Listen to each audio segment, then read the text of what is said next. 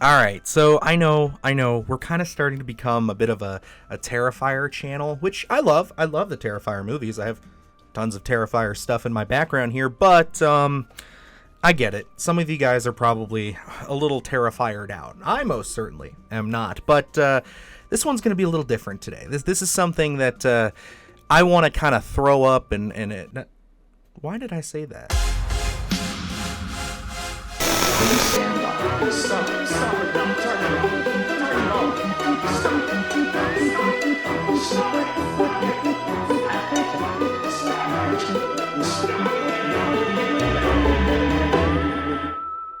Good evening, campers, dreamers, and babysitters. And yes, we have been basking in all of the glory that is Terrifier 3 over the last week. We are into the second weekend. The film's still doing really well. It's still breaking records for the highest grossing independent unrated horror film of all time. It's a magical time to be alive for slasher fans, but for horror fans in general. But when you make movies like the Terrifier franchise, you have to expect a bit of pushback.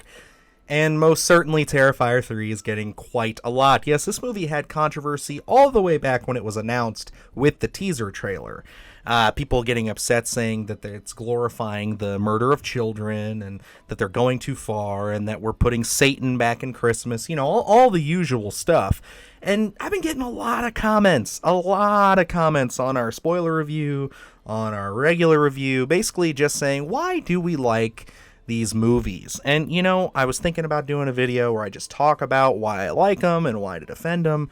But then I thought of something that I think will put a better perspective for people who may not be as familiar with just how extreme horror movies can and have gotten. And as always, if you're new to the channel and you're just finding us, hi, how's it going? Thanks for checking us out. I hope that you'll hit that subscribe button, give this video a like so that the algorithm will push it up for us, and yeah, share it with your friends who enjoy extreme horror and want to, I guess, maybe get a fresh perspective on some of these films they've probably already seen. But anyway, let's dive into it, folks. Kicking things off with number 5 with 2010's A Serbian Film. An aging porn star agrees to participate in an art film in order to make a clean break from the business, only to discover that he's been drafted into making a PDF file and necrophilia-themed snuff film.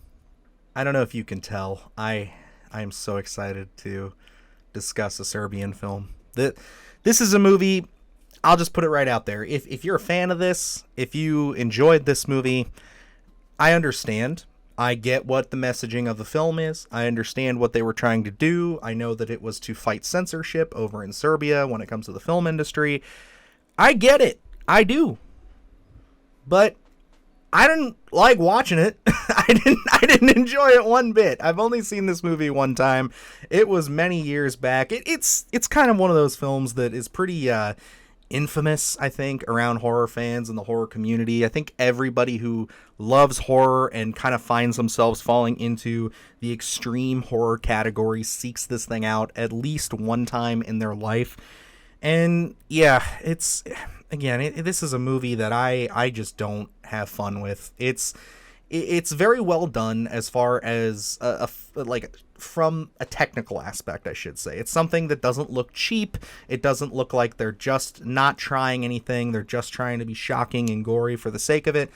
I will say there is a story there, and it's a very dark story. It's a very unforgiving story. And I respect that, I do, but just the subject matter in this film that they tackle, I mean, dealing with the porn industry, and just like you read in the synopsis there, or heard me read, the dealing with things like PDF files, necrophilia, all in the snuff film context, it goes there. It gets intense, and there's a couple of sequences in particular involving children, I will say, and yeah, it goes intense. Now, you don't necessarily see much of it, but I'm not kidding when I say that they take the line of where you would expect most films to stop, and they cross it 10 times over, and it's rough. It's something that I did not enjoy my time with it. I would not recommend this to anybody who is just looking for a fun slasher like Terrifier, where yes, Terrifier 3 It is, there's a couple of scenes that basically imply child death. You hear some things, but you're never going to see anything in that film quite like what you see in a Serbian film. It's brutal. It's intense. It is not a feel-good movie. It certainly is not the feel-good movie that you want to throw on during the holidays or any time. I would recommend this only to people who, I guess, want to seek it out and experience it. And yeah, it's a movie that I don't enjoy speaking about or really talking about it. It's brutal as hell. It's intense. And yeah, that's really all I'm going to say about it. So yeah, Serbian film makes my number 5. It's 20 times more extreme than Terrifier 3 could ever be. Okay, now that we've gotten that one out of the way, I need to talk about something that's a little lighter, that is still very extreme, very over the top, and dare I say goes even harder in the blood department than Terrifier 2 or 3 does. And of course, I'm going to be talking about 1992's Dead Alive. A young man's mother is bitten by a Sumatran rat monkey. She gets sick and dies, at which time she comes back to life, killing and eating dogs, nurses, friends, and neighbors. This is always a fun piece of trivia with this movie, but if you did not know going into this was directed by Peter Jackson. This is actually his first film, and for it being so low budget and it being so just put together between friends and passionate filmmakers and creatives, it looks great. It looks awesome. It's hard to find nowadays. I had to watch this on a very old DVD a few years ago when I rented that from where I was working. And, this is one of those movies that you just never forget when you sit down and watch it. It is very much a dark comedy, very much in the same, I think, genre of comedy where it's super dark, but like the Terrifier films. But where this film gets more extreme than Terrifier, I feel like, is in the blood and gore department. Because yes, although they're killing zombies, so it's not going to be something that is going to, shock you or is supposed to, it goes places, man. Peter Jackson does not hold back here. There's a sequence with a lawnmower, and our main character, holy cow, that is buckets upon buckets of gore and blood and guts, and it all looks great. It's a lot of fun. It's certainly a mixture of things like Evil Dead, and I guess Terrifier would be probably a great example to put there. It's extreme, it's awesome. I really think this movie is quite a bit of fun, and it really just shows that Peter Jackson had the filmmaking demon within him ages before he even made something like Lord of the Rings. Like, this dude just knew what the hell he was doing from the first time he picked up a camera, and it's awesome. I want to see Peter Jackson come back to horror, especially if he could do a splatter film like this, because we don't get splatter films quite like this anymore, and I think they need to make a resurgence, because yeah, for some of you with weak stomachs, for some of you who can't handle Terrifier, I don't think you're going to be able to handle this movie.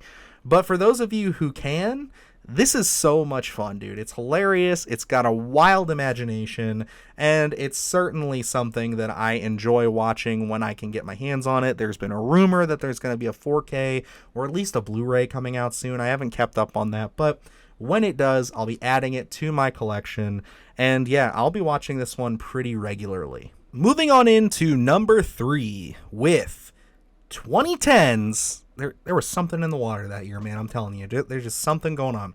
But yeah, 2010's I Saw the Devil. A secret agent exacts revenge on a serial killer through a series of captures and releases. Although it's not much, that's a perfect synopsis for this movie. I don't want you to know much about this if you haven't seen it. All I'll really talk about is just some of its origins and what I really like about it. I'll kind of save some of the more plot detail-oriented stuff for you to discover.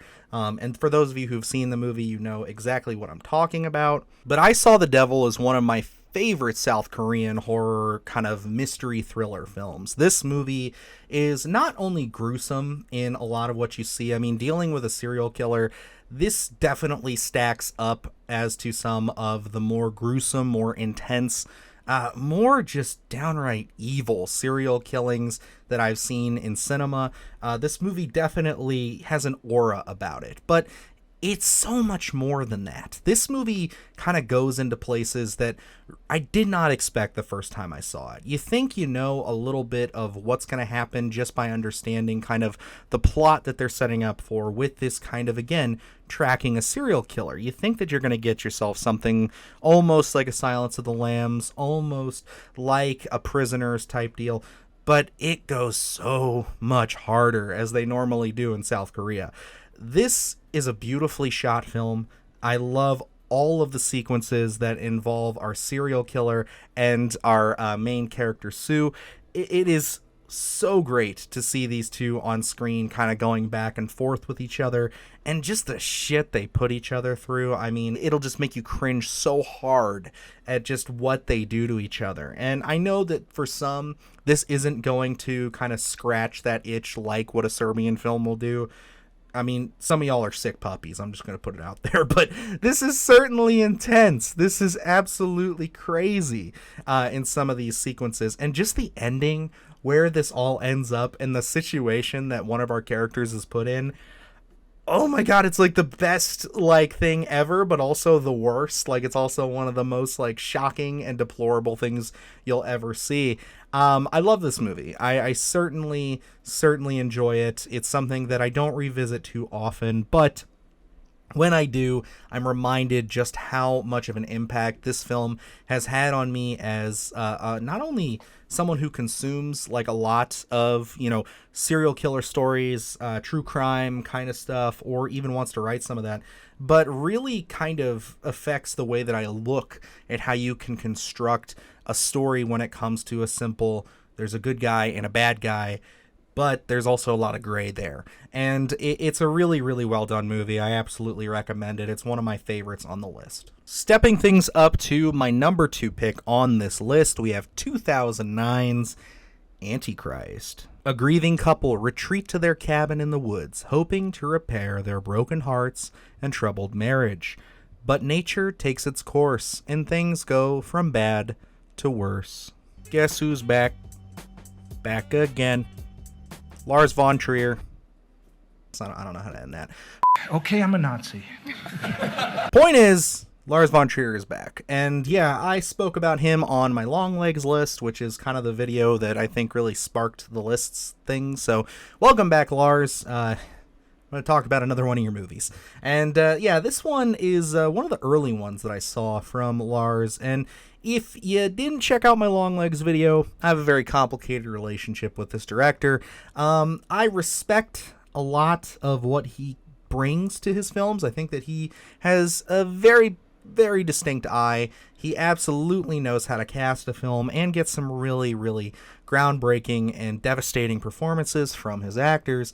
I just think that the guy is a bit of an ego, and he can't really keep that off screen like some other directors that have egos can. He likes to really get self-indulgent with his films, which is why I think there's elements to the film The House that Jack Built that really kind of take that thing down a couple notches for me.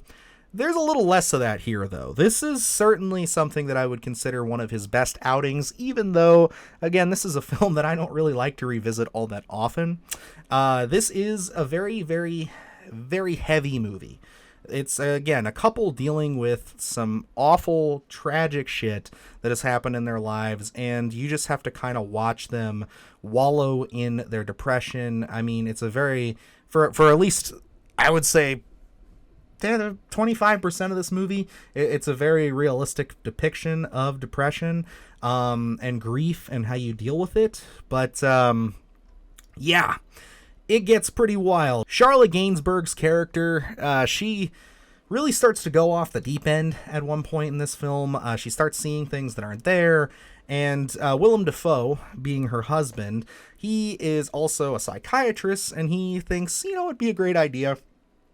What if I counsel my own wife? What if I counsel my partner? And yeah, it starts to build up more resentment and anger. And suddenly you're dealing with genital mutilation and just basically somebody slicing his foot open and putting a fucking cinder block thing to it. Actually, it's like a roller thing, like an old wheel. It's been a while since I've seen it, admittedly. But this is definitely a film that you don't forget certain parts of it. And it goes to places that are extreme, just like a lot of these movies do on this list, but this is certainly one that is very unflinching. This would be probably the next most like extreme film behind a Serbian film that's tough to watch. Granted, there's an opening scene to this that involves a child. It's honestly, as fucked up as it's going to sound, from a technical angle, it's gorgeous, but it's also one of the most gruesome sequences that you'll ever see. It's very slow, it's very awful, and I don't really want to experience it again, especially being a father now. I couldn't put myself through that, even though, again, I respect what they were able to do. It involves a lot of black and white and slow-mo. It's a complex relationship with this film. It's something that I think, again, if you're not of the faint of heart, it's not something like A Dead Alive or even I Saw the Devil. You have to really prep yourself before sitting down to watch this movie. And I'm not saying that to be hyperbolic. I'm just saying that you're not going to feel good after watching this. And I don't think you're going to necessarily feel satisfied, but it's an experience nonetheless. It's something very, very intense. And it's absolutely in a league of its own. And coming in at my number one spot, we have 2021's The Sadness. A young couple trying to reunite amid a city ravaged by a plague that turns its victims into deranged, bloodthirsty sadists. So, The Sadness is a movie that was on this list from the start. I had this here. I had it a lot lower because this is the only film that I actually went back and rewatched before I went through and shot this. I literally just finished the movie. And I only did that because I wasn't big on it the first time I saw it. I thought that it was a lot of shock and gore for the sake of it. But I was talking with a buddy of mine a few months ago, Alex from Beyond the Void Horror Podcast. So thank him for this because this movie shot up my list quite a bit. He encouraged me to revisit it, and I got so much more out of this experience. I really found myself finding more of the nuance behind the gore and the violence, and I actually really kind of fell in love with this movie. I think that it is one of the few like ultra uber extreme films that has more of a point than just, the gore and the shock and the essay and everything that happens in this. And I really, really appreciate this. So if you have not seen Beyond the Void Horror Podcast, go over there, tell my buddy Alex that I sent you. He's covered this film before. He's interviewed the director. He's a wonderful dude, and he definitely deserves all the love in the world for making me do this. Because, I love this movie now. I really, really found myself just, again, finding the nuances. And again, this is kind of a zombie film, very much kind of like Dead Alive is, but they do something so different with this one. They really make it almost scarier than your stereotypical zombie stuff. These zombies or infected people, they still have cognitive abilities. They still have some way to reason. They just choose not to. They're kind of breaking them down to their most sadistic and primal urges, and that's where a lot of the horror comes from. And admittedly, it's a gross fucking movie. There's a lot of weird and wild shit in this that is absolutely going to make you hide your eyes from the screen if you don't know what's coming. And it goes way harder than I think Terrifier 3 does. I mean, Terrifier 3 shows some shit, but this absolutely takes that, shows you it, continues to show it to you, and then just starts fucking it is all I can say. It's absolutely nuts. But again, I think that it does have some things to offer. A lot of people have compared this to a graphic novel series called Crossed. They say that it's kind of like a loose adaptation of it. And I absolutely, knowing a little bit more now about that, I absolutely agree that they definitely pull a lot of elements from it, if not really fully just adapting, I guess, one of those first few issues.